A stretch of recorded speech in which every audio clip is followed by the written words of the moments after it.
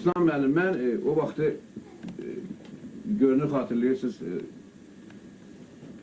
babamızın qəbrini ziyarət eləmək üçün, yəni Ulu babamızın, Dədə Ələsgərin qəbrini, Aşıq Talıbın, atanızın qəbrini ziyarət eləmək üçün vaxtilə Göyçə gəlmişdim və orada çox maraqlı bir, sizin özünüzün hazırladığınız səcərəyə rast gəldim. Sizin, indi görürəm ki, deyəsən yanınızdadır həmən səcərə. Mən istəyərdim onunla bizim tamaşaçılar da tanış eləyəsiniz. Yəni, Aşıq Ələsgər nəsli, Aşıq Ələsgər sul ailəsi, yəni bir ailə, iki ailə, məsələn 10 adam, 20 adamla yəni bitmir, tükənmir. Mən istəyərdim və bu şəcərəni bir balaca siz xırdalayaydınız.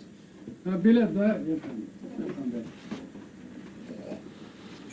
Aşıq Ələsgərin babalarından Talıbxan.